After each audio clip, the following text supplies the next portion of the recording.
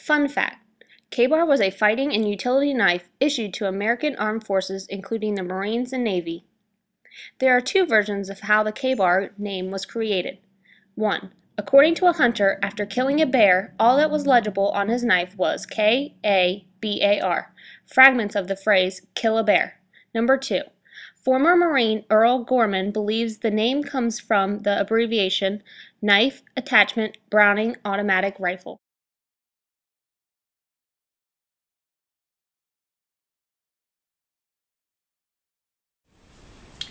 How's it going, everyone? I have another knife review for you today. In today's video, we're going to be taking a look at the Kabar Dozier Folding Hunter. This knife was actually a Christmas gift from a good friend here on YouTube, Trevor. His channel is Gwen1975. If you guys haven't already checked out his channel, I would strongly recommend you go over there and check out his videos. He has anything from knife reviews, gun videos, gear reviews, hiking videos. Just a great all-around channel, has a lot to offer, and he's an outstanding guy. So definitely go check out his channel. In this video, I want to review the Kabar Dozier.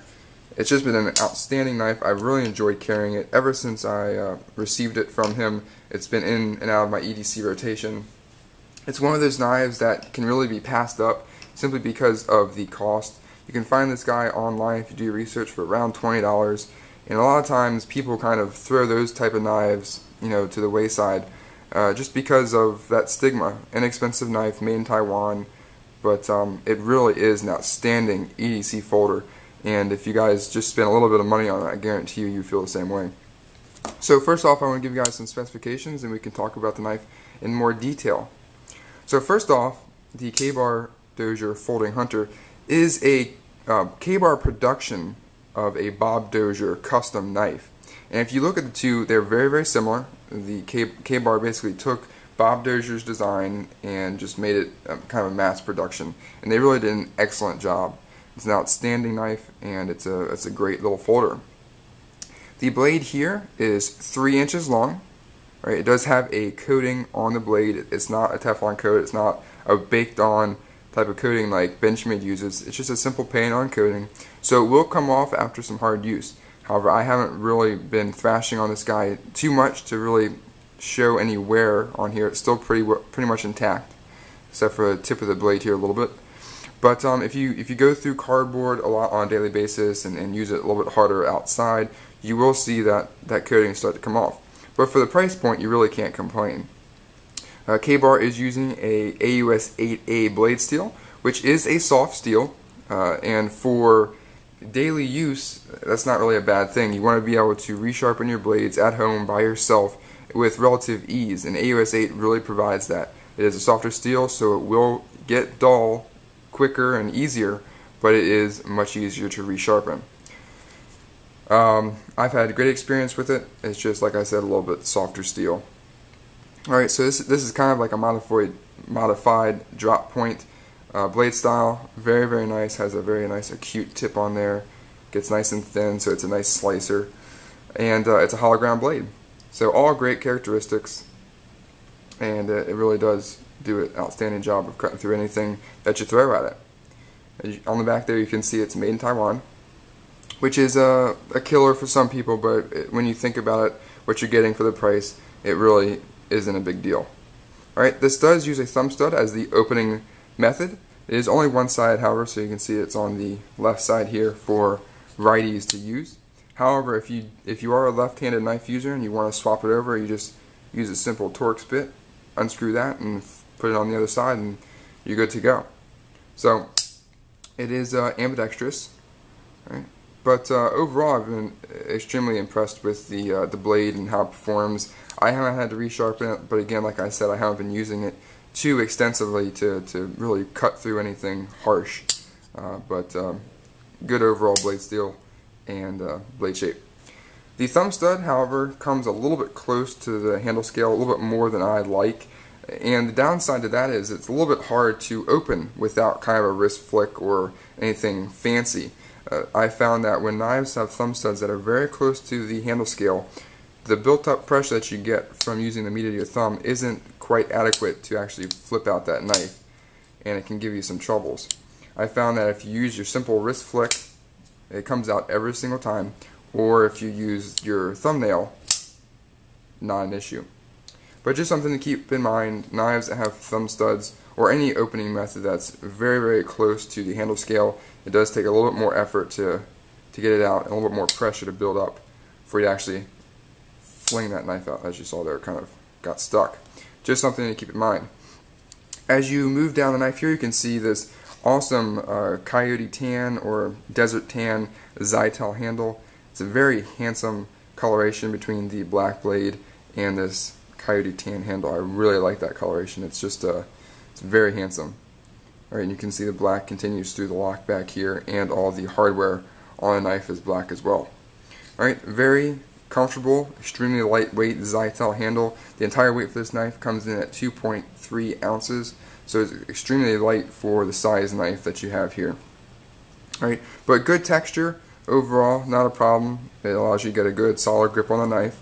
I will say that in correlation with the handle scale here and the pocket clip, that the grip on the scale actually makes it a little bit difficult to get out of my pockets, at least mine. I tend to have a little bit thicker seam on my pocket, and so this texture really grabs on and kind of hankers down the knife and doesn't allow it to come out as smoothly as some of my other blades with similar hand material. But with that said, some people like that. It keeps the knife in your pocket nice and secure, so it's not going anywhere. If you flip it over, you do see that pocket clip on the back here. Pocket clip is swappable for left hand or right hand carry, so this is ambidextrous if you want to swap out that thumb stud. Alright, but only tip up carry. It does not go tip down, which is fine. That's my preferred carry method. Alright, and the pocket clip, it's nothing too exciting, just a simple pocket clip. This does have a lot of tension on it, as you can see there. It takes quite a bit for me to actually pull that up, and that adds to that security in your pocket, but at the same time, it, like I said, it's a little bit difficult to get in and out, at least in my pockets. You do also have a lanyard hole in the back here. It's a little bit small. It is better than some of them that want people to attempt to put 550 in there and you really have to squeeze it through. You can get 550 through there pretty easy, but I'm not going to put a lanyard on this particular knife. You can see it's very thin. It's very thin. That's one of my favorite things about this knife. You get such a large blade for such a thin and lightweight knife. It's quite outstanding. You can see all the way through the knife. It's very, very thin. Right? And then going to that lockback. This is a lockback knife. Right? Very solid, sturdy lockup. No up and down or side to side play. Very easy to break that lock and close the knife. One thing I do wish is that they had that Boyd dent that Spyderco uses.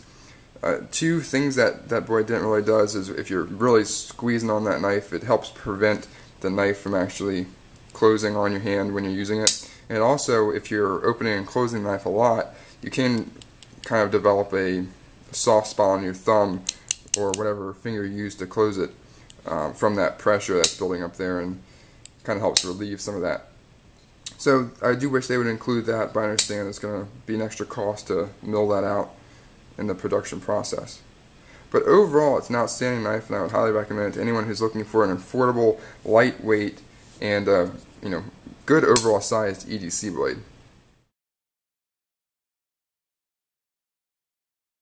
Alright, now for just a quick size comparison, we're going to have the Kabar Dozier in the center here, compared to a couple of the knives.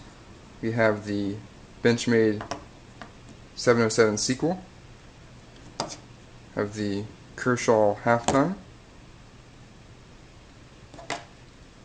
have the Spyderco Delica, and a stick of chapstick.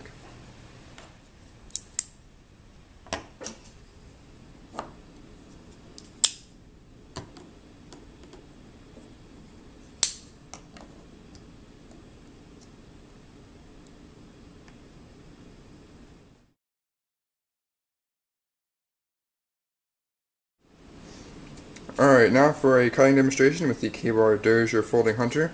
This is the factory edge on this knife, so let's see how it does. Ooh.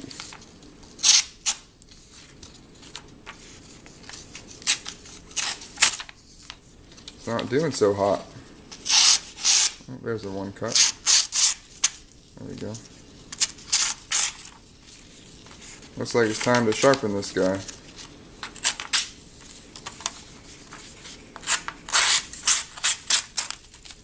It'll cut something, but it's not that great. So it looks like it's time for a quick trip to the Spyderco Sharp Maker.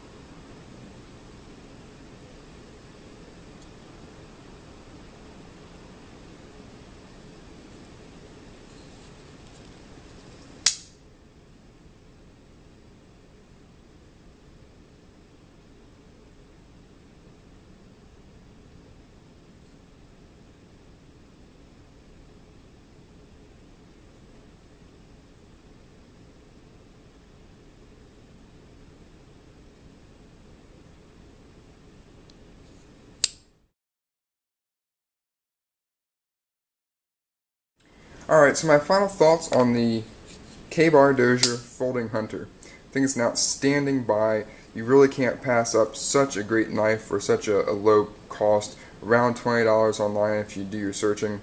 It's just been a joy to carry. It's a very thin, lightweight, capable knife. Kabar really did a great job of adapting Bob Dozier's custom into a production folder that's offered at a very inexpensive price.